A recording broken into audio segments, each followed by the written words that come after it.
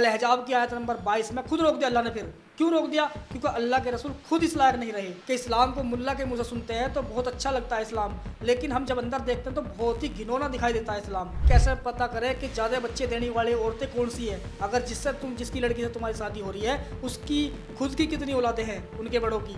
अगर ज़्यादा है तो शादी कर लो कि उनका शरीर का सारा हिस्सा नुमाया होगा, पीछे का सुराख नहीं होगा उनका, आगे का होगा, है ना। अब आगे क्यों है? अब समझो, इसका मतलब संबंध भी बनाए जाएंगे उनके साथ। भाई नाम तब बदलूंगा, मुझे कोई ऐसा नाम दे दे जो किसी भी धर्म से मैच ना खाता हो। बिल्कुल भाई, मैं किसी भी धर्म को नहीं मानना चाहता। चलो, और संबंध कितना लंबा है जी? हूर कितने फुट की है? 130 फुट की है। अच्छा। हूर आदमी 6 फुट का है। अब संबंध बन रहे हैं 70 साल तक एक बार में। हटके में डबल मजा मिलेगा उसे। मारा गया, उनके खतना चेक किए गए, क्या मतलब था इसका? Hello friends, Narendra Kohli this side, the Kohli entertainment let's वार्तालाप पॉडकास्ट आप सब लोगों का बहुत बहुत स्वागत करता है और यहाँ तक पहुँचाने के लिए बहुत सारा आभार। Thank you very much. दोस्तों, आपने अभी कुछ दिन पहले हमारा एक पॉडकास्ट देखा होगा सलीम वास्तविक जी के साथ में, जो कि इस्लाम के बारे में बात करते हैं और मुंह तोड़ बात करते हैं। उन्हीं की टीम के एक शख्स हैं, उनका नाम है एहसान ओपन माइंड। आज वो हमारे साथ हैं, उन्हीं की टीम से हैं। वो क्या है, क्यों है, वो सब हम उन्हीं के मुँह से सुनेंगे, क्योंकि ज़्यादा मैं भी नहीं बोल पाऊंगा इस बारे में। तो सबसे पहले स्वागत करते हैं एहसान भाई, बहुत बहुत स्वागत है आपका। थैंक यू दोस्त। कैसे हो? मैं बहुत बढ़िया। बहुत बढ़िया, बहुत बढ़िया जी। एहसान भाई, मुझे ये बताओ, मेरा सबसे पहले शुरुआत यहीं से करता हूँ, क्या सच में आप सलीम वास्तविक जी की टीम से हो? हाँ जी, मैं उनकी ही टीम से हूँ और वो मैं उन्हें गुरु मानता हूँ ना, बड़ा मानता हूँ मैं तो। हालांकि हमारी टीम है, बहुत बड़ी टीम है, काम कर रहे हैं, अच्छा काम कर रहे हैं, सब अपने अपने लेवल पर अलग अलग काम कर रहे हैं, यानी बदलाव के कारण काम कर रहे हैं। इसी मैं मतलब कटाक से शुरू करता हूँ मैं। ये जो कोई टीम है, ये कोई टीम मतलब कोई सोची समझी कोई साजिश है, या मतलब क्या ये टीम का मतलब क्या है, थोड़ा सा बता दो। जैसे इस्लाम में मस्जिद बना के वहाँ पे इबादत घर बनाते हैं ना, और वो इकट्ठे होकर फिर हफ्तावारी एक जोड़ का काम करते हैं, मशवरे का काम करते हैं, तो ऐसे ही हमारा भी एक हेड ऑफिस है भाई साहब, छोटा सा, लेकिन उसमें हम सब इकट्ठे होकर बातचीत भी करते हैं, अपनी कुछ ये भी सोचते हैं कि भाई आगे कैसे चलना है, किस तरह से हमें काम करना है। यही वो टीम है, इसका यही काम है। और अपने अपने चैनल के ज़रिए से और ग्राउंड पे उतर के पॉडकास्ट के ज़रिए से प्रोग्राम भी करते हैं और पब्लिक में भी हम बोलते हैं, कोई दिक्कत नहीं, क्योंकि हमें भाई सच है तो सच को बोलने में कोई दिक्कत नहीं है, हम ये मानते हैं। बाकी कोई क्या समझ रहा है हमारे बारे में, भाई ये एहसान है, पता नहीं एहसान है या शैतान है, क्या ऐसी ऐसी बातें करते हैं, तो वो उनकी समझ है, हम नहीं समझते। हम सोचते हैं जो सच्चाई है वो लोगों के सामने आनी चाहिए, चाहे वो हिंदू हो, मुसलमान हो, कोई भी हो, इंसान होना चाहिए, ये हमारा मानना है जी। तो एहसान भाई, आपको कितना समय हो गया ये जागरूकता में घुसे हुए, मतलब कब से अवेयर हुए आप? जागरूकता तो भैया इंसान को होनी चाहिए पहले से ही, लेकिन क्या है, हमारा जो दीन इस्लाम है ना, ये जागरूकता के बारे में बात ही नहीं करता, ना ही कुरान, ना हदीस, ना मुल्ला मौलवियों का बताया हुआ छोटे छोटे 4-5 पॉइंट है कि भाई अब तुम सिर्फ इस्लाम को मानो, एक अल्लाह की बात करो, नबी सल्लल्लाहु अलैहि वसल्लम की तरीके पर चलो तो तुम्हें जन्नत मिलेगी और अल्लाह तुमसे राज़ी हो जाएगा। ये है कॉन्सेप्ट मुसलमानों का, ठीक है जी। और जागरूकता मैं अपनी बताऊँ तो भाई साहब, हमारे सलीम जी जो हैं, सलीम वास्तविक साहब, उनके ही वीडियो देखता था मैं, आती थी सामने, बुरा लगता था। मैं इतना कट्टर था कि मैं जेब में चक्कू रख के उन्हें मारने के लिए चला भी गया था उनके घर पे। अरे हाँ जी। अच्छा।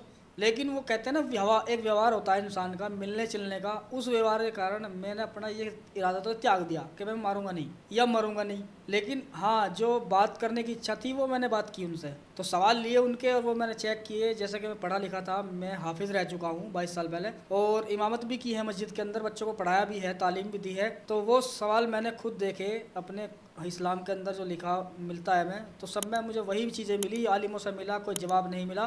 फिर उसका रिजल्ट आप ये है कि मैं आपके सामने बैठा हूँ जी।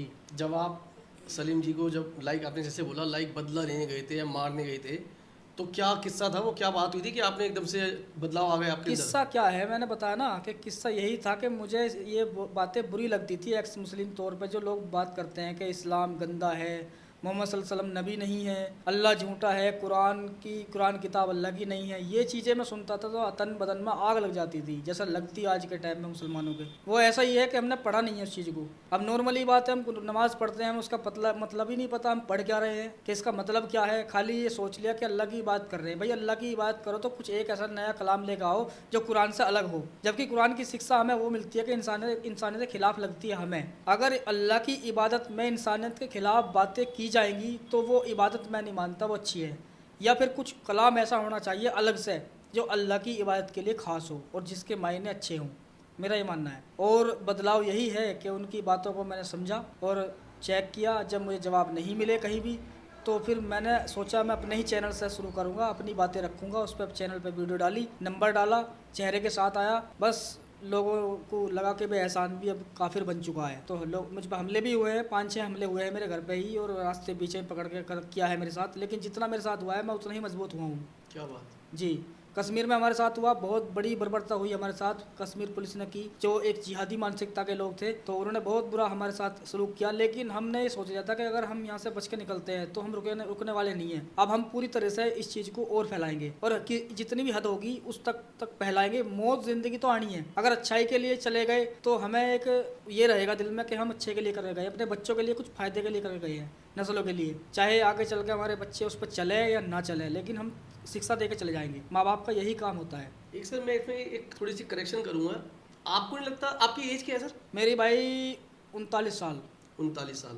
आपको नहीं लगता जो सलीम सर है, मैं उनकी आलोचना नहीं कर रहा, बट एक बात कर रहा हूँ, बात से बात याद आ रही है, तो सलीम सर की एज हो गई 55 के अराउंड, यानी एक तरह से वो मतलब उन्होंने काफी कुछ देख लिया। हाँ, दीन हाँ, दुनिया समाज में बिल्कुल, कई लोगों से मिले भी होंगे, तजुर्बा भी है। तजुर्बा है, नो डाउट। फाइनेंशियली भी अच्छे हैं वो, उन्होंने खुद अपने मुंह से बताया कि पीछे से स्ट्रॉन्ग रहे हैं वो। तो आपको लगता है अभी तो आपकी उम्र कुछ नहीं है कि आपको लगता है पहले हम खाने की सोचे, जागरूक लोगों को करना तो वो बाद में चलेगा, मैं अपना घर परिवार पैसा देखूं, कभी मन में नहीं आया आपके ऐसा कुछ? बिल्कुल, 2 कॉन्सेप्ट है। एक कॉन्सेप्ट इस्लाम का है कि जो ये है कि अल्लाह कहता है कि मैंने बंदे को अपनी इबादत के लिए पैदा करा है, ठीक है जी। उसमें कमाए खाए भी।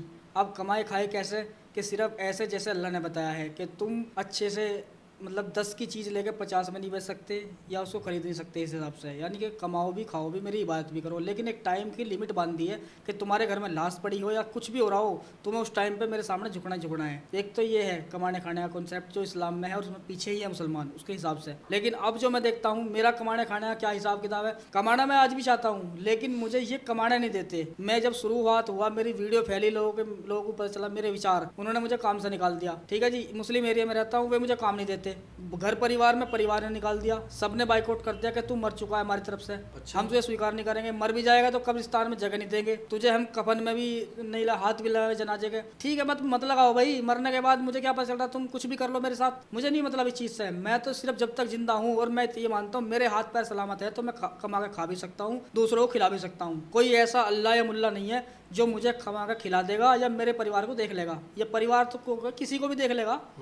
नहीं देख सकता। तो मेरा ये मानना है जी। अभी सर कुछ काम करते हैं आप इसके साथ में कुछ? तो जैसे कि अभी आपने कहा खर्चे पानी के लिए, तो मैं तो भाई ये मानता हूँ मानवता का जो काम है ना, इंसान को सही शिक्षा पर लाना और सही एजुकेशन देना। अगर वो अपने आप भी दे रहे हैं बंदे अपने बच्चों को, और हमारे जरिए से हमसे सीख के कुछ ऐसा नया बदलाव ला के उन्हें सिखा रहे हैं, तो हमारा मानना ये है कि हमारे इस काम से खर्चा भी चलेगा भाई हमारा, और लोग पसंद भी करेंगे, सारे काम होंगे, हम तो ये मानते हैं। और आदमी कोई भूखा नहीं मरता, अपना तो भर ही लेता है कैसे न कैसे करके। अब मेरा परिवार है, बड़ा परिवार है, मेरे हिसाब से वो बड़ा क्यों है, मैं, मेरी बीवी और मेरे 6, ठीक है नहीं, 6 बच्चे हैं, तो मैं अपना कर लेता हूँ, उसमें कोई ऐसी बात नहीं है। और हमारे देखने वाले दर्शक जो हैं, जितने भी हमें चाहते हैं, प्यार करते हैं, वो भी हेल्प करते हैं, कोई ऐसी बात नहीं। साफ बोलता हूँ, बहुत मुसलमान कहते हैं साले पैसे के लिए करता है, ये तो एहसान, ये बहुत बोलता है, गंदा बोलता है इस्लाम के बारे में। भाई मैं गंदा नहीं बोलता, सच बोलता हूँ मैं। कुरान में है ये चीज़ें, मैं साबित कर दूंगा। कुरान के अंदर लिखा है, सूरह बकरा की आयत सूरह अल अहज़ाब की आयत नंबर 52 है, उसमें अल्लाह अपने नबी को कहता है कि ए नबी, आप ज़्यादा शादियाँ नहीं कर सकते। यानी नबी को अल्लाह क्यों रोक रहा है? भाई नबी को जब सारी चीज़ों की इजाज़त दे दी पहले ही, सूरह अल अहज़ाब की आयत नंबर 50 में अल्लाह इजाज़त दे रहा है कि तो तुम्हारी जो 11 बीवियाँ हैं वो भी, और चाचा की लड़की, मामा की लड़की, खाला की लड़की, ये सब तुम पे हलाल है। और वो गुलाम औरतें, काफिरों की औरतें, हिंदुओं की औरतों गुलाम बना के तुम उनके साथ बिना निकाह के संबंध बना के रह सकते हो, संबंध बना सकते हो बिना निकाह के। जब वहां पे इतनी छूट दे रहा अल्लाह अपने नबी को, तो अगली आयत में क्यों कह रहा है कि तू अब ज्यादा शादी नहीं कर सकता? शादी नहीं कर सकता कि चाहे कितनी भी खूबसूरत हो, बशर्ते तुम्हारी ममलूका गुलाम बांदियों के सिवा, यानी तुम्हारी गुलाम औरतों के सिवा, चाहे वो खूबसूरत है, निकाह नहीं कर सकते लेकिन संबंध बना सकते हो। मतलब ये है। अब इसका मतलब मैं बता देता हूँ थोड़ा सा। मौलानाओं की तफसीर कुछ और होती है, मेरी तफसीर अलग है इस आयत पे। वो क्या है कि नबी मोहम्मद सल्लल्लाहु अलैहि वसल्लम पूरी तरह से सक्षम थे संबंध बनाने के लिए, और उनका रहन सहन, पैसे का हिसाब किताब अच्छा था तब जब सूरे अल अहज़ाब की आयत नंबर 50 के मुताबिक। अब 52 में आ जाओ, 52 के मुताबिक वो कमज़ोर हो गए। जैसे कुरान में आया है, हदीसों में आया है कि नबी सल्लल्लाहु अलैहि वसल्लम के पास 40 मर्दों की सेक्स करने की पावर थी। अच्छा, पावर थी सेक्स करने की। चलो ठीक है भाई, मान लिया जब तक हमारा ईमान था, लेकिन अब नहीं है। तो भैया ये चीज़ें लिखनी जरूरी थी क्या हदीसों में? ये कितनी गलत बात लगती है सुनने में। तो 40 मर्दों की थी, अब लगता है कि 52 में आकर सूरह बकरा की अल अहज़ाब की आयत नंबर 52 में उनकी सेक्स पावर कम होगी। तो खुद ही अपने आप बना ली वो आयत कि अब मैं शादी नहीं कर सकता, चाहे कितनी भी खूबसूरत क्यों ना हो, शादी नहीं करूंगा। अच्छा, लेकिन गुलाम औरत अगर खूबसूरत भी है, संबंध बना सकता हूँ अगर किसी वजह से सेक्स जाग गया कभी कभार किसी को देख के। तो यहाँ से इस आयत से ये साबित हो रहा है कि अपने आप ही उन्होंने अपने आप को कमजोर कर लिया। और मुसलमान भाई कहते हैं, किसी से पूछ लेना, कितना बड़ा आलिम हो, कितना भी बेकार से बेकार मुसलमान हो, उससे पूछोगे कुरान कैसे नाजिल हुआ, कैसे उतरा, वो बताएगा कि हालात के अनुसार कुरान आया है। यानी नबी मोहम्मद सल्लल्लाहु अलैहि वसल्लम के साथ जो भी घटनाएं पेश आती थी, कैसी भी किसी भी तरह की हल्की सी भी छींक भी आ गई तब भी कुरान आ रहा है। तो मतलब ये हुआ कि कुरान तो आना चाहिए था, अल्लाह का वो पैगाम जो अल्लाह ने खुद लिखा, लेकिन वहाँ सारा फायदा कुरान में नबी मोहम्मद सल्लल्लाहु अलैहि वसल्लम के लिए हो रहा है। 11 बीवियाँ, 4 बीवियाँ बांध दिया, गुलाम बांध दिया, उन्हें बेच भी सकते हैं, संबंध भी बना सकते हैं उनके साथ। 2 शर्तें हैं सिर्फ जिस वजह से नहीं बना सकते, या तो उनके पेट में बच्चा हो, ठीक है ना, या वो इस लायक नहीं हो। अगर तुम्हारी इच्छा पूरी हो चुकी है, एक औरत को तुम खूब रगड़ चुके हो, अब तुम उन्हें बेच के उनसे उस कमाई से हथियार खरीदोगे। अच्छा जी, मारने का हुक्म है। तुम एक ही इंसान को अल्लाह बना रहा है कि मैंने पूरी मानना ये है कि इस मुसलमान का कि भाई अल्लाह ने सबको बनाया है, मैं भी मानता हूँ, सब मानते हैं, मानो। लेकिन क्या है फ़र्क कहाँ मिलता है? फ़र्क वहाँ मिलता है जब अल्लाह ये कहता है कि मैंने तुम्हें बनाया, अब जो मुझे मानता है मेरे मुताबिक जैसा मैं कहता हूँ तो ठीक, और जो मुझे नहीं मानता, अब तू मेरे मानने वाले तू उसे ख़त्म कर दे जो मुझे नहीं मानता। क्यों कर दे भाई? अगर वो तुम्हें नहीं मार रहा तो तुम खुद मारो भाई, बाल पकड़ो फेंक दो। हमें दिखाई दे रहा किसी ने अदृश्य शक्ति ने पकड़ा और फेंक दिया, मार दिया उसने, वो नहीं मानता था अल्लाह को। एहसान सर, मुझे ये बताइए, मेरा ये पर्सनल क्वेश्चन है, जब आप बैठे थे मैं तभी दिमाग में आता कि क्या मैं आपको एक्स मुस्लिम बोलूं? नहीं, एक्स मुस्लिम तो मैं खुद भी कहलवाना नहीं चाहता अपने आप को। वजह ये है, मुझे अच्छा नहीं लगता ये। मगर आपने तो धर्म छोड़ दिया ना। मैं मानने नहीं, धर्म हमने नहीं छोड़ना, हम छोड़ते हैं, धर्म हमें छोड़ता है। धर्म नहीं, इस्लाम। हाँ। इस्लाम हम नहीं छोड़ते, ना ही हम अपनाते हैं, ये तो हमें थोपा जाता है। और जब हमें समझ आती है, ये लगता है मुसलमानों को हम खिलाफ हैं, तो उनके मुताबिक हम एक्स मुस्लिम हैं या हम इस्लाम को नहीं मानते। कि कॉन्सेप्ट भी है इस्लाम का कि इस्लाम खुद कहता है कि हम इसमें सवाल नहीं कर सकते, इसमें सबको सुबह नहीं कर सकते, तो उस हिसाब से हम मुसलमान नहीं रहते। तो हम कह रहे हैं हम मुसलमान हैं भाई, लेकिन हमारे कुछ सवाल है, उनके जवाब दे दो, हमें क्या दिक्कत है। लेकिन जब जवाब नहीं देंगे तो फिर हम तो बोलेंगे भाई, जो बोलने वाला वो चुप नहीं रहता, वो तो बोलता रहता है। एहसान ओपन माइंड से अगर मैं एक वर्ड में पूछूं तो क्या वो मुस्लिम है? हाँ, मैं मुस्लिम मानता हूँ भाई अपने आप को। मगर आप मुस्लिम्स के इस्लाम के बारे में अगेंस्ट बोल रहे हो? उनके अगेंस्ट नहीं है, वो सच्चाई है जो लिखी हुई है, मैं अपने पास से कुछ नहीं बोल रहा। अब ये ना माने उस चीज़ को, थोड़ा कटाक्ष करता हूँ। अगर आप मुस्लिम मान रहे हो अपने को, तो अपने धर्म के बारे में मतलब डिस्प्यूटेड बातें क्यों कर रहे हो? अभी आपको मैंने जवाब दिया, आपको भी लग रहा है ऐसा कि मैं इस्लाम, क्योंकि आपने ये बातें कभी नहीं सुनी किसी के मुंह से, मुसलमान के मुंह से, कि भाई ऐसा कैसे हो सकता है, अल्लाह के बारे में ऐसे बोल सकते हैं। भाई साहब, ये हकीकत ये है कि मुल्ला मौलवियों ने जो हमें पढ़ाया है ना, वही दीन है इस्लाम जो चल रहा है आज के टाइम ट्रेंडिंग में। जो असल दीन है ना, असल इस्लाम है, वो किसी को पता ही नहीं है, और जिनको पता है वो इस पर फॉलो ही नहीं करते। और करता है एक तबका है जो करता है पूरी तरह से उस पर फॉलो करता है। वो कौन है? आतंकवादी लोग जो देश में माहौल ख़राब करने का काम करते हैं, इस्लाम के नाम पर दंगे फसाद करते हैं। वो असल इस्लाम है, वो उसको असली फॉलो कर रहे हैं। जैसे अभी पहलगाम में घटना हुई थी, उन्होंने कुरान इस्लाम के मुताबिक उनके नाम पूछ के मारा गया, उनके खतना चेक किए गए। क्या मतलब था इसका? भाई खतना चेक कर रहे हो तो इस्लाम का तो हिस्सा है ना खतना, तो तुम इसका मतलब ये पहचान कर रहे हो ये मुसलमान है तो छोड़ दो, नहीं है तो मार दो। नाम भी इसीलिए पूछा गया, यहाँ तक कि कलमा तक भी पढ़वाया गया। लेकिन नहीं, ये सीधी बात है कि इस्लाम को सही जो फॉलो कर रहे हैं वो लोग हैं आतंकवादी नाम के, जिन्हें हम आतंकवादी बोलते हैं। ये वो होते हैं, ये इस्लाम के मुताबिक जिहादी हैं। अब हमारे यहाँ के मुसलमान ये कहते हैं कि इनका कोई आतंकवाद का कोई धर्म नहीं होता। भाई तुम कह रहे हो जबान से, लेकिन अगर वो मर जाते हैं तो उनके घर वाले रोते भी हैं, छाती पीट कर रोते हैं, उनको कब्रिस्तान में जगह भी देते हो, नमाज भी होती है उनकी।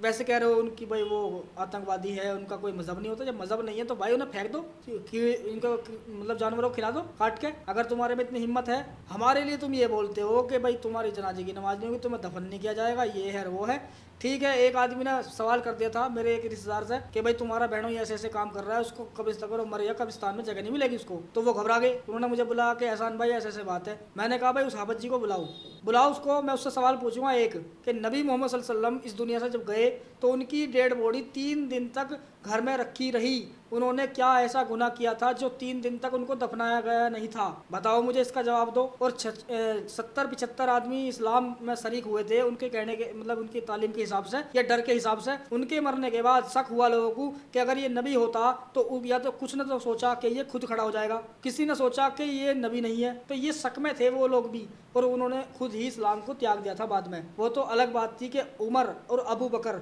इनका खौफ ऐसा था पब्लिक में कि उनके मानने वाले खौफ की वजह से उनके साथ रहे। और मेरा ये मानना है, जैसे कहा जाता है नूह अलैहिस्सलाम की हम जो एक नबी हुए उनकी औलादों में से ये मुसलमान चल रहे हैं, नहीं भैया उनसे नहीं चल रहे। ये वो सहाबी हैं जो नबी मोहम्मद सल्लल्लाहु अलैहि वसल्लम के बाद डर की वजह से उमर और अबू बकर की मान्यता पर चले, उनकी जो नस्लें चली उनसे चल रही। तो मेरा ये मानना है क्योंकि वही लोग इस्लाम में थे। और जो करबलाएँ हुई हसन हुसैन के साथ हुआ, वो कोई हिंदू नहीं था ना कोई काफिर था, वो सारे आपस में मुसलमान थे, वो आपस में ही लड़े। किस वजह से? इक़्तिदार की वजह से कि ऊंचाई या नीचाई किसको मिलेगी, या कौन ऊंचा रहे या कोई कमज़ोर रहेगा, ये सब लड़ाई थी और कुछ नहीं थी। ना ही कोई धर्म की बात थी इसमें, ना कोई ऐसी बात थी, कुछ नहीं था इसमें। अभी आपने बीच में मुल्ला मौलवी की बात करी, तो मेरा एक सवाल है उसी से रिलेटेड। आपने जैसे बताया कि मुल्ला मौलवी या इस्लाम, जैसे कि आप उनके बारे में विपक्ष में खड़े होकर बात कर रहे हैं आप लोग, तो मुझे ये जानना है एहसान ओपन माइंड से मुझे ये पूछना है कि अगर वो खुद को वो मुस्लिम्स के बारे में वो इस्लाम की सच्चाई जो उनके अनुसार है वो बता रहे हैं, तो एहसान ओपन माइंड ने ये दाढ़ी, ये लाइक गमछा या इसको क्या बोलते हैं, स्कार्फ बोलते हैं, क्या बोलते हैं, ये क्यों, मतलब इसको क्यों कैरी करते हैं फिर आप जो है? बिल्कुल, बहुत बढ़िया सवाल है ये। और ये मुझे कहते भी है लोग मुसलमान भाई खोल करके, जो तमीज़ में बोलते हैं वो तो ये कहते हैं, और बहुत से ऐसे होते हैं गालियाँ देते हैं छुटते ही। तो इसका जवाब सिंपल सा ये है दोस्त, मुझे ये दाढ़ी अच्छी लगती है अपने चेहरे पे, क्योंकि कुछ तो मेरा रंग भी ऐसा ही है। अगर इसे भी कटवा दूँ तो वैसे भी बढ़िया नहीं लगने का। तो ये पहले से ही रखी हुई है, मुझे अच्छी लगती है तो मैं रखता हूँ। और ये कुदरती है भाई, ये कोई ऐसी चीज़ नहीं है जो कोई इस्लाम में ही आने वाले को आएगी ये चेहरे पे या किसी और को नहीं आएगी। तो सबको आती है, जितने भी मज़हब दुनिया को फॉलो कर रहे हैं लोग, सबको आती है। तो ये कुदरती चीज़ है, ऐसा नहीं है कि इस्लाम का हिस्सा है। अगर ऐसा है तो भाई कुछ ऐसा मंत्र मारो कि मेरे चेहरे पर से ख़त्म हो जाए, ये मुझे अच्छी लगती है तो मैं रख ली, ठीक है ना। और रही टोपी की बात, हाँ। टोपी और दाढ़ी और ये गमछा मैं इसीलिए रखता हूँ और इसीलिए अपनाया हुआ है कि मेरी बातों से शायद मुसलमान भाइयों को फ़र्क पड़ेगा इस चीज़ से कि सामने वाला जो बंदा है वो इस्लामिक रहा है, मुसलमान रहा है, तो वो गलत नहीं बोल सकता। कम से कम समझेंगे तो सही। 100 में से अगर 10 ने भी ये बात अपने दिमाग में डाल ली तो 10 बदल के 10 लाख को बदलने की हिम्मत रखते हैं फिर 10 लोग। और 10 क्या भाई, यहाँ तो हमारी वजह से हज़ारों बदल गए और हज़ारों से लाखों होते जा रहे हैं। अभी एक हमने प्रोग्राम करा था, उसमें 350 वो एक्स मुस्लिम थे जो घरों में छुप के बैठे। अच्छा। उत्तर प्रदेश से, अच्छा। खाली एक स्टेट से, बाकी और तो पता नहीं कितने हैं। तो 350 लोग वो हैं जिन्होंने रजिस्टर्ड किया हमारे संगठन, हमारे जो बातचीत होती है जिनसे उनके जो एप्लीकेशन है, एक लिंक है, उस पर रजिस्टर्ड किया छुपे हुए एक्स मुस्लिम। और जो निकले हुए हैं वो तो बहुत हैं। आपके घर वाले, फैमिली, रिलेटिव, रिश्तेदार कभी आपको आपके बारे में नहीं बोलते या आपको मतलब एक तरह से बॉयकॉट तरफ ऐसा कुछ करते हैं? बोला था भाई, पहले बोला था, यहाँ तक के मारने के लिए भी आए, पीटने के लिए भी आए थे। जैसे बड़े होते हैं चाचा ताऊ, उनको बुरा लगता है कि हमारा बच्चा गलत चल रहा है, क्योंकि उन्हें भी नहीं पता कि मैं कर क्या रहा हूँ, उन्हें खुद नहीं पता इस्लाम में क्या है। और जब नई बात उन्हें सुनने को मिलेगी, उन्हें लगेगा कि भाई मैं तो इस्लाम को इल्ज़ाम लगा रहा हूँ, अल्लाह को नहीं मान रहा, और नहीं मानता तो बता क्यों रहा। ये सबसे बड़ा प्रॉब्लम है। तो वो मेरे घर पे आए, हाथापाई हुई थी मेरी, लेकिन मैंने कहा आप बड़े हो, मार लो पीट लो, लेकिन ये है कि मेरे या तो तुम मेरे सवालों के जवाब दो या किसी बढ़िया से मुल्ला मौलवी के पास मुझे ले चलो, वो मुझे जवाब दिलवा दो तो अच्छी बात है। लेकिन ये क्या बात हुई कि तुम मुझसे नफरत भी करोगे और मुझे मारो पीटोगे भी। पर इतना समझ लो कि जो लोग मुझे जानते हैं, मुझे मानते हैं, मुझे समझते हैं, अगर उन्हें पता चल गया तो तुम्हारे चित्तर लाल हो जाएंगे। तो फिर पीछे हटके भी उन्होंने साफ कह दिया कि अब तू हमारा नहीं, हम तेरे नहीं। भाइयों का भी यही हाल है, बस मेरी बीवी और मेरे बच्चे मेरे साथ हैं। तो सपोर्ट करते हैं? बस सपोर्ट करते ठीक हैं। है, आप जो कर रहे हो सही कर हाँ, रहे हो। नहीं सही नहीं कहते वो, ये कहते हैं कि देखो बच्चे आपके हैं, हम आपके साथ हैं। बीवी का कहना ये कि हम तुम अपनी कब्र में जाओगे, मैं अपनी कब्र में जाऊंगी। वो मुसलमान है आज भी। अच्छा। हाँ जी, लेकिन फ़र्क तो पड़ा है फ़र्क तो पड़ा है मेरे इस बदलाव का, उन पे भी। अच्छा। और भाइयों पे भी है। लेकिन समाज का वही डर है कि अगर हम भी निकलेंगे तो हमें क्या, कोई क्या बोलेगा, कि हम कितना गिर चुके हैं, अपने इस्लाम को ही छोड़ते जा रहे हैं, तो ये सबसे गंदा मानते हैं अपने आप को। बहुत से लोग ऐसे हैं, लेकिन कुछ ही लोग होते हैं जिनके दिमाग में कीड़ा काटता है, हम जैसों के, जो उभर के सामने आकर अपनी बात कहने की हिम्मत रखते हैं। तो वो इसीलिए है कि बच्चों को समझाएं, अपने बच्चों के लिए कुछ कर रहे हैं, और जो नस्लें आएंगी हमारे भाइयों की, वे समझेंगे इस चीज़ को, माहौल बनेगा, देश बदलेगा, एक अच्छी शिक्षा मिलेगी लोगों को। तो ये सोच है जी। बाकी इस पे अब अगर हमें कुछ नुकसान हो जाता है तो वो अलग बात है। नुकसान तो इंसान को नॉर्मल ज़िंदगी में भी होते हैं। आपको भी धमकी आती है? धमकी आती है भाई, बहुत ज़्यादा, रोज़ आती है। फ़ोन तो मैंने अभी खैर साइलेंट करा हुआ है, बहुत कॉल आती है, बजता रहता है ये, बहुत सी गालियाँ। एक ने तो अभी कॉल दिया, नंबर दिया था कि ये गनी डॉन है, कोई गनी डॉन, गनी नाम का, उसको कॉल कर। मैं कहा भाई मैं क्यों करूँ, अगर डॉन को मुझसे प्रॉब्लम है मुझे कॉल कर ले और मेरे सवालों का जवाब दे दे। नहीं देते तो भैया अपना घर बैठा रहे। डॉन फोन बहुत आवे हमारे साथ, बहुत देख रखे हमने डॉन फोन। तो ये चीज़ें हैं, ऐसी ऐसी होती रहती हैं। नहीं, डर का कोई मतलब नहीं है इस चीज़ में। हम खुद रहते हैं, खुलेआम रहते हैं, खुलेआम घूमते हैं। पहले मैं मास्क लगा घूमता था, लेकिन देखा भाई ये तो नॉर्मल है यार। कोई अगर एक दो ने पकड़ा भी था रास्ते में, कहा था, धमकी भी दी थी कि हम तेरे साथ ऐसा कर देंगे वैसा कर देंगे, कर दोगे तो भाई ठीक है, हमारे देश का कानून है। मैंने तुरंत कॉल किया, संपर्क किया चौकी में कि जी मुझे धमकी मिल रही है और मैं ऐसी सोच रखता हूँ। उन्होंने कहा ठीक है हम करवा देंगे। तो उन्होंने फ़ोन करके समझाया उसको, वो चुप बैठ के। फिर भाई इस चीज़ को हमें भी तो इजाज़त मिलती है, संविधान के मुताबिक भी हम अपने धर्म की खुद आलोचना कर सकते हैं। कोई और मज़हब का नहीं कर सकता। मुसलमान पे टिप्पणी हम कर सकते हैं क्योंकि हम इस्लाम में रहे हैं। अब रहे हैं या है वो मतलब एक अलग है। हम खतना से भी मुसलमान हैं, आधार कार्ड से भी मुसलमान, नाम से भी। अब नाम के बारे में बता दूं, नाम के बारे में कहते हैं तूने नाम क्यों नहीं बदला। भाई नाम तब बदलूंगा मुझे कोई ऐसा नाम दे दे जो किसी भी धर्म से मैच ना खाता हो। बिल्कुल भाई, मैं किसी भी धर्म को नहीं मानना चाहता। चलो तुम्हें लगता है मैं किसी भी धर्म को नहीं मान रहा, इस्लाम को भी नहीं मान रहा, तो कोई नाम ऐसा दे दे जो किसी धर्म से मैच ना खाता हो, उसकी आस्था उस नाम में ना हो, ऐसा नाम दे दे, मैं रख लूंगा। ये तो एहसान नाम है मेरा, हर कोई रख सकता है। कोई नाम से क्या होता है, जैसे मोहम्मद नाम था, एक खाली नाम था, वो कोई इंसान नहीं था। मैं ये कहता हूँ कि मोहम्मद नाम का शायद कोई दुनिया में आया होगा तो, लेकिन उनके मानने वालों ने ऐसी ऐसी कहानी किताबों में लिख दी जो अजीब और गंदी है। मैं कह रहा हूँ गंदी है वो, और मुसलमान भी क्या कहेंगे कि नहीं हमारा ईमान है वो सच है। जब सच है तो फिर हम गलत क्यों हैं भाई, हम भी तो वही बता रहे हैं ना, और तुम उन्हें मान रहे हो, हम मानते नहीं हैं, तो हम गलत क्यों हैं। इल्ज़ाम एक्स मुस्लिम पे है बस खाली। अच्छा। अभी हम बताएंगे तो हम पे इल्ज़ाम है कि ये गलत है। सऊदी अरब अपने आप को बदल रहा है, करके दिखा रहा है, हम तो बता रहे हैं वो करके दिखा रहा है, तो इल्ज़ाम हम पे नहीं होना चाहिए। फिर जाके वहाँ रुक के तारो। फिर इंडिया के मुसलमान और पाकिस्तान के मुसलमानों की सबसे बड़ी प्रॉब्लम यही है कि ये लोग सही को सही नहीं कह सकते, गलत को गलत नहीं कह सकते, बस अपनी ही ज़िंदगी में मगन है ये लोग कि चलो जी बिरयानी की ठल्ली लगा ली, अगर 2 डेग निकल गई तो बढ़िया 3000 रुपये बन गए, ऐसे में जाओ सब इंग तिंग है। वो अच्छा बुरा सोचते ही नहीं है। बालक लड़ पड़ा कहीं मोहल्ले में जाके, हाँ भाई क्यों लड़ा, इन्हें गाड़ी दी थी इसने, कोई बात ना, चल गाड़ी तो आम बात है, बेचारा वो क्या करेगा दूसरा आदमी, चल यार ये तो बदतमीज है, छोड़ो इनसे मिलना ही क्यों। ये माहौल है हमारे मुसलमानों का। यूपी की जो करंट सरकार है, यूपी सरकार, उससे संतुष्ट हुआ? मैं संतुष्ट हूँ, बहुत संतुष्ट हूँ भाई साहब। मैं हालांकि पहले भी सरकार है, हालांकि मैं किसी का समर्थन नहीं करता कि भाई ये अच्छी है वो अच्छा है। मसला क्या है कि जो सही फैसला करेगा, सही को सही कहेगा, बुरे को बुरा कहेगा। मैंने कुछ वीडियो भी देखी हैं और कुछ ऐसे मेरे सामने दृश्य भी आए हैं इस सरकार के जो मुझे अच्छे लगे। कानून के तहत अगर किसी ने किसी के साथ बुरा कर दिया जरा सा भी, तो तुरंत एक्शन होता है उस पर, चाहे वो बुलडोजर के रूप में हो, चाहे कार्रवाई पुलिस के रूप में हो, वो तुरंत होती है। पहले सरकार थी, कार्रवाई होती थी, लेकिन वो घपला कर जाते थे बीच में ही। पहली बात तो लेट होती थी, और होती भी थी तो ले देकर वो उसको कर देते बराबर। ये पहले का रूल था, लेकिन आज का रूल ये है, ये सरकार लालची नहीं है। ये बहुत बढ़िया लगी मुझे। चाहे वो सरकार का रूप ले लो, चाहे भाई मैं तो ऐसा मानता हूँ परिवार की तरह से कि ये सरकार बहुत बढ़िया है और ये अच्छा काम कर रहे हैं अपना। अरे इससे अच्छा क्या काम लोगे मुसलमान अपने घेट फाड़ के नुके में कि महंगाई इतनी कर दी, महंगाई इतनी का, सिलेंडर इतने कर दिया। तुम पागल तो नहीं हो कुछ? तुम्हारे बच्चे 40-40 हज़ार रुपये फ़ोन चला रहे, कहाँ मर गई वो महंगाई? अब तुम 40 हज़ार रुपये फ़ोन दे रहे, 4 बालकों को अलग अलग फ़ोन दे रहे हो, वो महंगाई अब कहाँ मर गई वो महंगाई? तुम सिलेंडर ही देख रहे हो खाली, तुम ये नहीं देख रहे तुम्हें योगी सरकार फ्री राशन दे रही है लॉकडाउन से अब तक, तुम उसे क्यों नहीं देख रहे? उसे तुम ये कहते हो तो हमारे लिए हराम है। जब हराम है तो फिर खा क्यों रहे हो? उसकी सरकारी सुविधाओं का लाभ क्यों उठा रहे हो तुम लोग? बैंक में पैसा क्यों जमा कर रहे हो? वो सरकार का ही है, वो भी सुविधा दे रही, तुम्हारा पैसे की देखभाल कर रही है, वो टैक्स ले रही तुमसे, तुम्हें देगी भी ब्याज और तुम ले रहे हो, तो क्यों फायदा उठा रहे हो?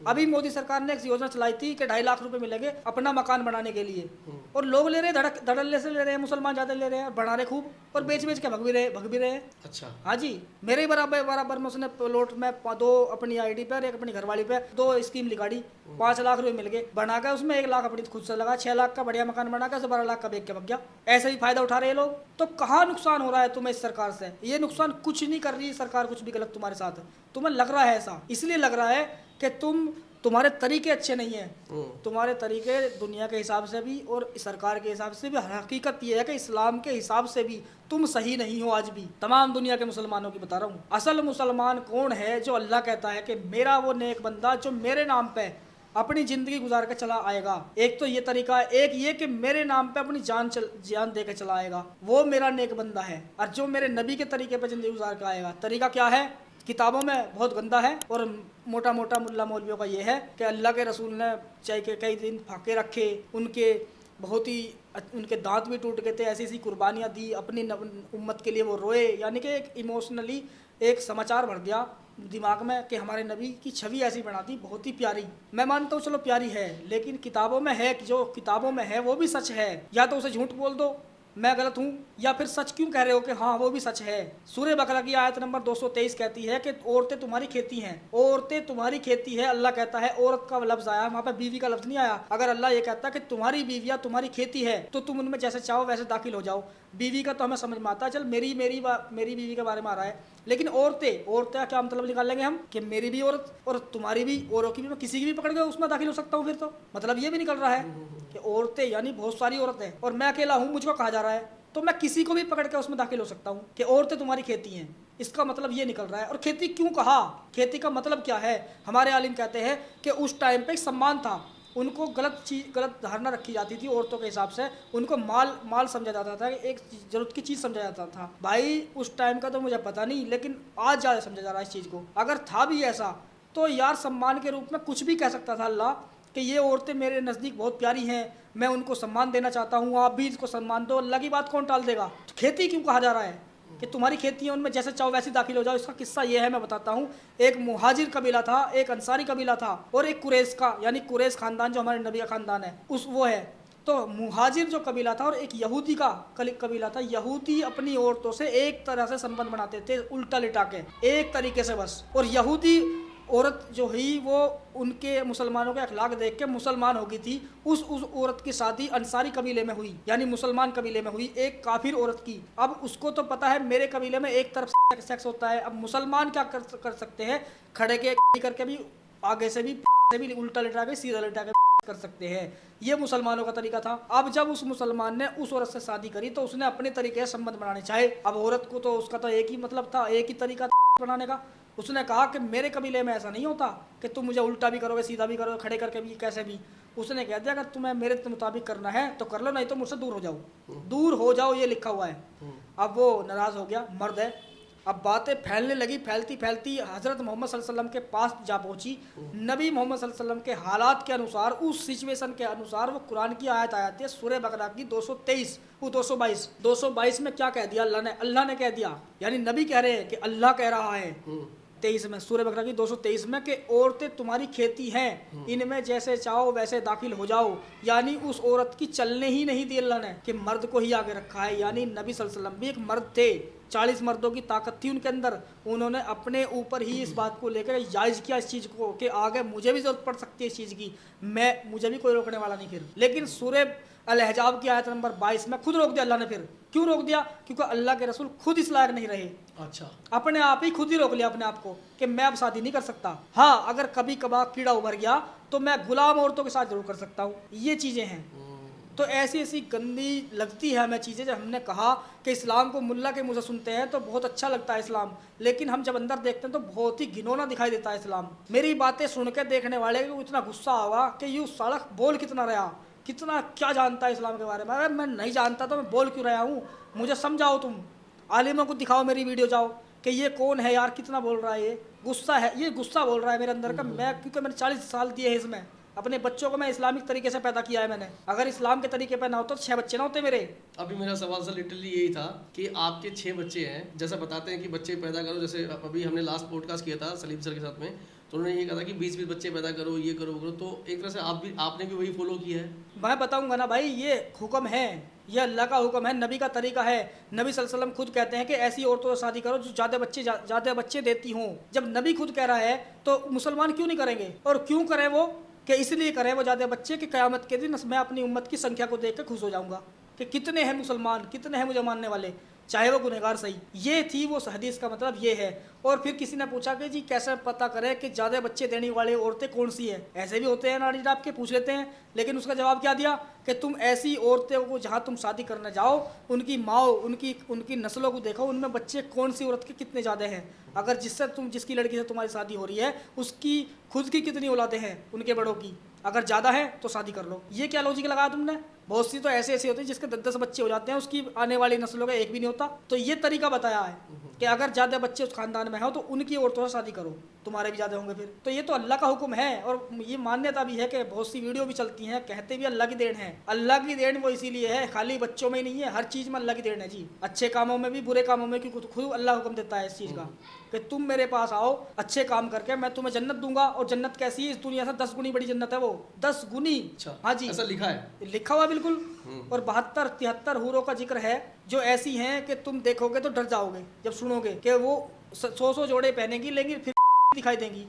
कैसे? कि उनका शरीर का सारा हिस्सा नुमाया होगा, पीछे का सुराख नहीं होगा, उनका का होगा, लैट्रिन पेशाब नहीं आएगी। अच्छा, अब आ गया क्यों है भाई? जब लैट्रिन नहीं आए तो पेशाब भी नहीं आना चाहिए, है ना? अब आ गया क्यों है? अब समझो, इसका मतलब संबंध भी बनाए जाएंगे उनके साथ। आगे का इसलिए तो दिया ना, मुसलमान कहते हैं कि वहाँ संबंध नहीं बनाए जाएंगे। अरे भैया, तो साबित क्या करना चाह रहे हो? जब अल्लाह कह रहा है कि उनका पीछे सुराग नहीं होगा क्योंकि उनकी लैट्रिन नहीं आएगी, तो आगे से पेशाब आता है तो सोचने वाली बात है, पेशाब भी नहीं आना चाहिए। अब जब पेशाब नहीं आएगा तो आगे का सुराग क्यों है? संबंध के लिए है। 72 हूरें क्यों दी जाएंगी फिर? खिदमत के लिए तो तुम्हारी बीवी काफी है, या 2-3 नौकर दे दो जन्नत में। अगर बीवी नहीं जा रही जन्नत में तो कोई दिक्कत नहीं है, ख्याल रखने के लिए तो कोई भी रख सकता है। 72 हूरें क्यों दी जा रही हैं? और बीवी को कुछ भी नहीं दिया जा रहा।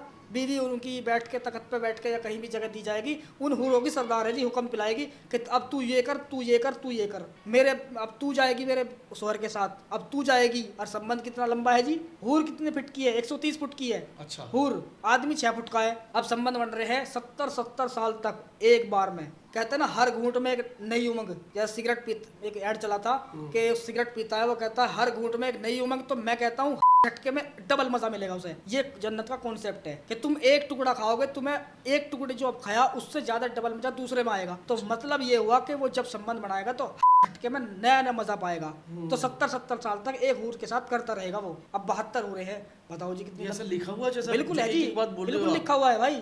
अच्छा, ये लिखा हुआ है, नहीं है तो ऐसा मुझे गलत साबित कर दो। मुझे सुनने में हवा लग रही है सारी बातें। बिल्कुल भाई साहब, तुम्हें सुनने में अजीब लग रही है, हमें भी लगती थी। अब जब हमने पढ़ा और सुना इन चीजों को तो हमारे दिमाग खराब हो गए। अब उस दिमाग को यहाँ इस्तेमाल कर रहे हैं अच्छे के लिए। हसन सर, वैसे बहुत अच्छा लगा, बहुत अच्छा बोलते हो आप, आपकी जुबान बड़ी साफ है, सबसे बड़ी बात तो मैं ये कहूँगा। और बहुत ही वन टाइम, मतलब टंग बहुत क्लीन है आपकी, इसमें कोई डाउट नहीं है। मैं ये चाहूँगा कि जैसे कि हमने शुरू में आपका इंट्रो दिया, मुझे जो पता लगा था कि आप सलीम वास्तविक जी की टीम से हो, उनके बेसिकली ग्रुप से हो, तो सलीम जी के बारे में 4 बातें सुनना चाहता हूँ मैं आपके मुंह से। सलीम जी भाई साहब, अगर मैं अपनी सिंपल भाषा में कहूँ तो मैं एक बात कहा करता हूँ, सलीम भाई हमारे कुल देवता है जी।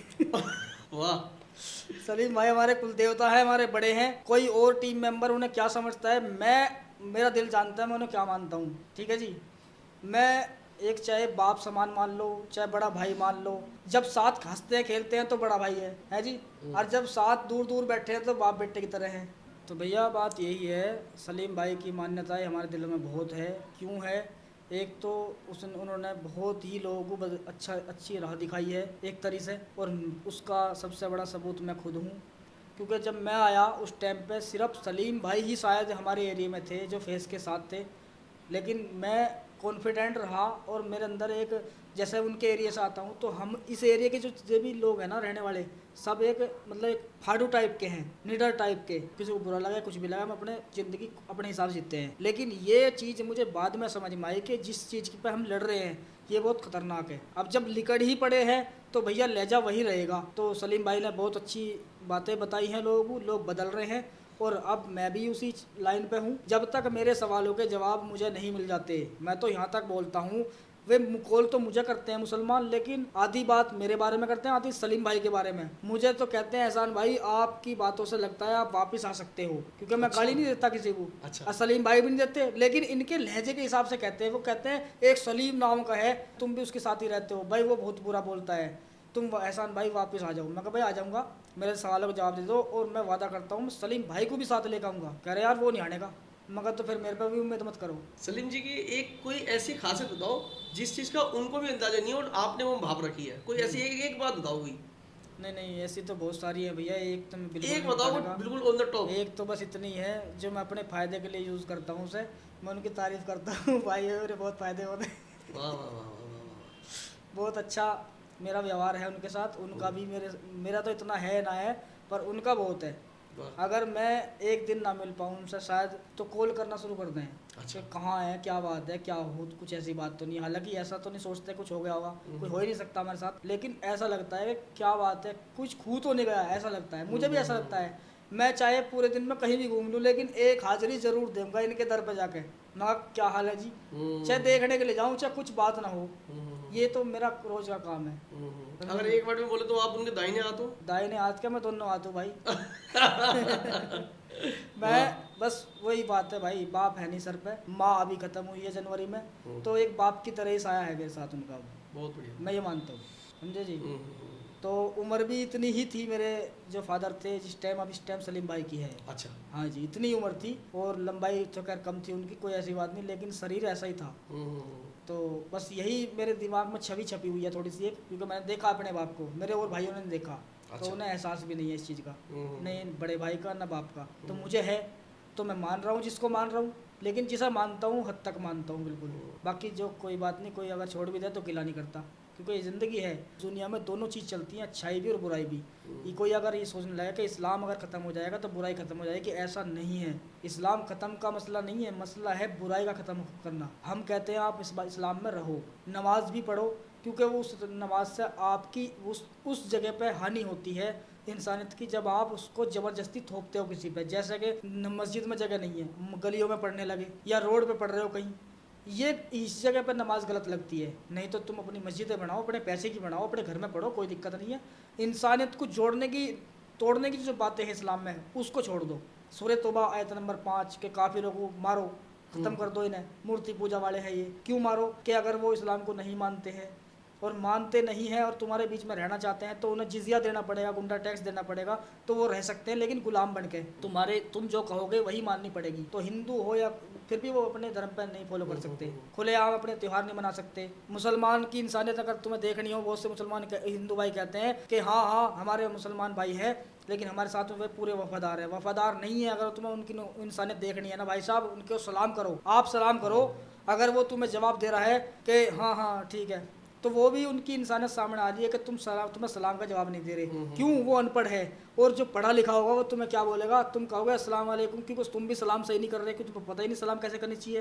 तुम्हें तो पता सलाम ऐसे की जाती है, लेकिन उसके मायने अलग अलग बताए हैं। कि तुम कहोगे, हम कहेंगे मुसलमान अस्सलामु अलैकुम व रहमतुल्लाहि व बरकातहू, के सलामती हो तुम पर और तुम्हारी आल पर अल्लाह की तरफ से।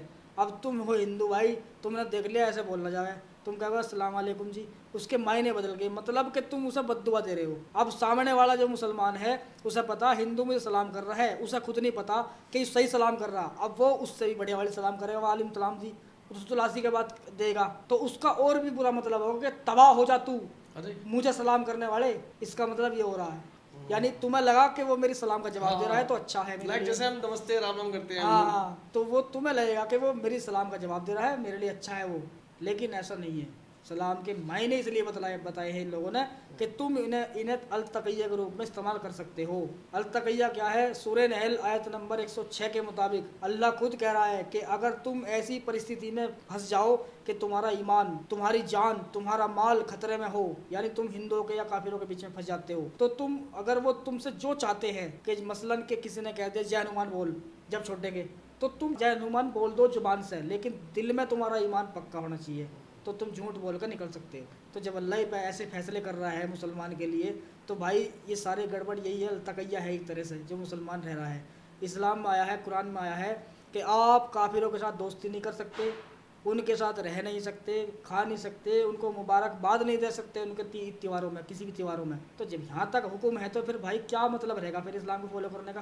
हम क्यों करें? नहीं करते हम इन बातों को। हम तो वे बात करेंगे, ठीक है भैया हम मान रहे अल्लाह है, हमारा जो जी करेगा हम तो वहीं खड़े होकर, हाँ आज मुझे कुछ दुख है तो अल्लाह मुझे रहम कर मेरे पे, इस तरह की हम उसे याद कर लें तो ठीक है।